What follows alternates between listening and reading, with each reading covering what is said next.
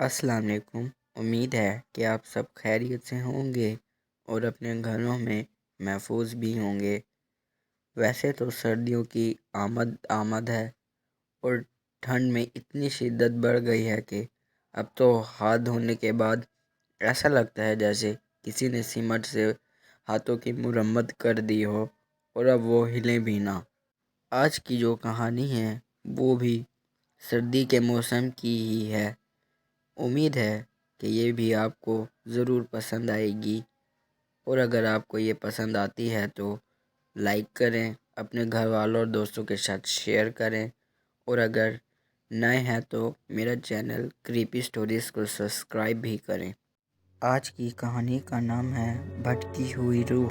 کہانی شروع کرنے سے پہلے آپ سب کو کہانی کے بارے میں بتا دیتا ہوں کہ کسی وجہ سے ایک نوجوان لڑکے کو اکیلا اپنے گھر میں رہنا پڑ گیا تھا، لیکن رات کے وقت اس کو اپنے گھر میں کسی وجہ سے عجیب سی حرکات محسوس ہونے لگ جاتی ہیں جو کہ اس کو پہلے کبھی محسوس نہیں ہوئی تھی۔ اب آگے کی کہانی میں جاننا یہ ہے کہ کیا وجہ تھی جس وجہ سے اس لڑکے کو اپنا ہی گھر چھوڑ کر بھاگنا پڑ گیا تھا۔ کہانی کے بیچ میں ہی اصل مزہ ہے، تو کہانی کو پورا سنیے گا۔ حاشر شام کو گاڑی میں گھر پہنچ گیا۔ وہ جب گھر کے اندر آتا ہے تو وہ دیکھتا ہے کہ امی، ابو اور بھائی سب کہیں پیکنگ کر کے جا رہے ہیں۔ حاشر ابو سے پوچھتا ہے، ابو آپ سب کہاں جا رہے ہیں؟ تو ابو بولے، حاشر ہم سب کراچی جا رہے ہیں کسی کام سے، تو تم یہیں رہنا کیونکہ تمہارے لاسٹ سیمسٹر بھی ہونے والا ہے جو کہ یونیورسٹی لیول کا ہے، تو تم اب یہیں رہو۔ حاشر بولا، ٹھیک ہے ابو۔ وہ مایوسی سے وہاں کھڑا ان کو دیکھ رہا تھا۔ ان کے جاتے ہی وہ گیٹ کی کنڈی لگا دیتا ہے اور گھر کے اندر آ جاتا ہے۔ وہ گھر کا دروازہ بھی بند کر دیتا ہے۔ سردی کا موسم تھا تو پھر وہ ہیٹر چلا کر ٹی وی لاؤنج میں صوفے پر بیٹھ گیا۔ تھوڑی دیر بعد وہ صوفے پر سر رکھ کر لیٹ گیا۔ وہ بولا، اب میں کیا کروں؟ ویسے بھی گھر پر کوئی نہیں ہے۔ حاشر پھر اپنا موبائل نکال کر یوٹیوب دیکھنے لگ جاتا ہے۔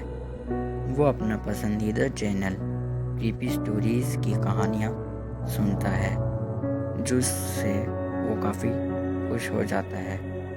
پھر وہ دیکھتا ہے کہ یوٹیوب پر ہی ایک ویڈیو آئی ہوئی ہے جس میں بھوتیا کھیل کے بارے میں بتایا گیا ہے۔ وہ ایک مسکراہٹ کے ساتھ اس ویڈیو کو لگا لیتا ہے اور دیکھنے لگ جاتا ہے۔ رات ہونے والی تھی۔ وہ بولا، اس ویڈیو میں تو الگ طرح کے بھوتیا کھیلوں کے بارے میں بتایا ہے جو کہ روحوں کو بلا سکتے ہیں۔ آج ویسے بھی میں گھر پر اکیلا ہوں تو میں یہ کھیل کر دیکھتا ہوں، شاید کسی نہ کسی روح سے تو ضرور میری بات ہو سکے۔ وہ اس بات سے خوش ہو کر وہاں سے اٹھ کر چلا گیا۔ رات کا تقریباً 8 بج رہا تھا اور حاشر کی نظر گھڑی پر تھی۔ اس نے پورے گھر میں اندھیرا کر رکھا تھا۔ وہ خود ٹی وی لاؤنج میں ایک موم بتی پکڑے کھڑا تھا۔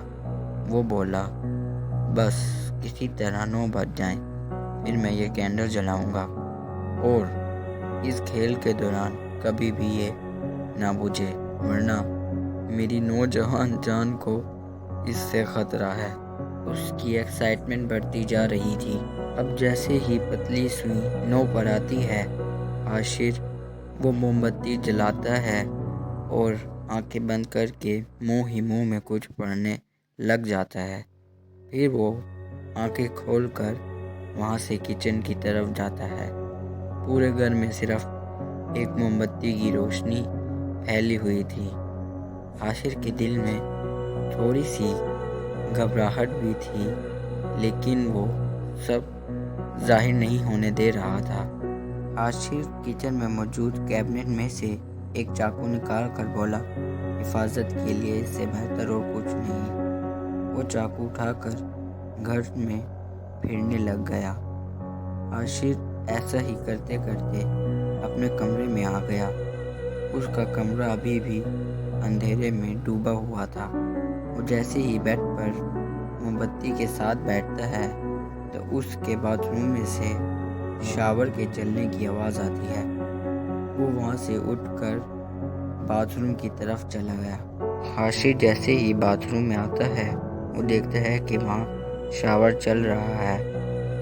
वो बगैर हड़बड़ाहट के शावर बंद कर देता है और मोमबत्ती को बचाते हुए वहाँ से चला जाता है। फिर वो कमरे में जैसे ही आता है तो वो देखता है कि खिड़की खुली हुई है और तेज़ हवा के झोंके कमरे में आ रहे हैं।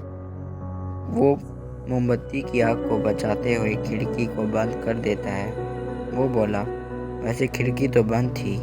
वो काफ़ी देर तक अपने कमरे में ही बैठा रहा।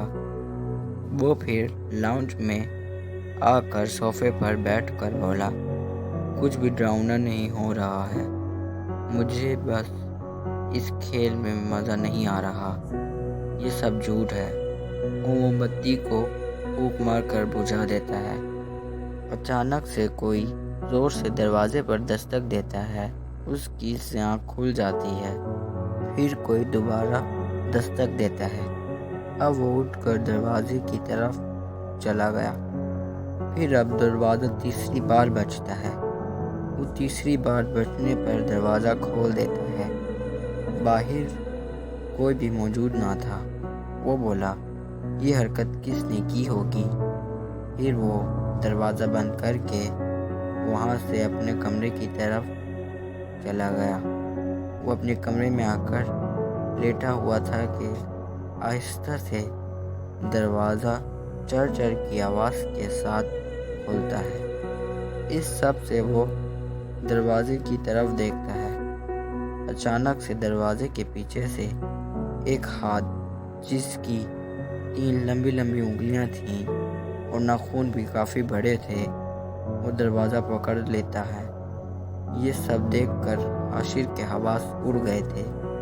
उसका रंग इस खौफ से सफ़ेद हो गया था। फिर वो ज़ोर ज़ोर से आयतुल कुर्सी पढ़ने लग गया। आयतुल कुर्सी की आवाज़ पूरे कमरे में गूंज रही थी। थोड़ी देर बाद जब माहौल थमा तो उसने अपने पूरे कमरे का जायज़ा लिया, लेकिन उसको वहाँ पर कोई ना दिखा। हाशिर बोला, कहीं मैंने किसी भटकी हुई रूह को तो नहीं घर में बुला लिया। वो फिर बेड से उतरकर जैसे ही दरवाजे की तरफ भागता है, वो दरवाज़ा फ़ौरन ज़ोर से बंद हो जाता है। हाशिर दरवाज़ा खोलने की कोशिश भी करता है, लेकिन दरवाज़ा तो जैसे जाम हो गया था। वो फिर दरवाजे के पास से हट गया। फिर कमरे में मौजूद चीज़ें अपने आप अपनी जगहों से हिलने लग जाती हैं। अचानक से कमरे में एक लंबी सी जिसामत में सिया रंगत वाली रूह नमूदार होने लग जाती है। वो देखकर खिड़की की तरफ भाग जाता है और वहाँ से बगैर अपनी परवाह किए कूद जाता है। उसके हाथ पर चोटें लगती हैं, लेकिन वो बोला, शुक्र है कि मैं सही सलामत नीचे आ गया हूँ और घर से बाहर भी हूँ। वो जब खिड़की की तरफ देखता है तो वहाँ पर वही जिसामत वाला अपने हाथ लंबे करते हुए उसकी तरफ ला रहा था। वो अल्लाह अल्लाह की आवाज़ें लगाता गेट की तरफ भागा और फिर अपने ही घर से तेज़ी से भाग गया।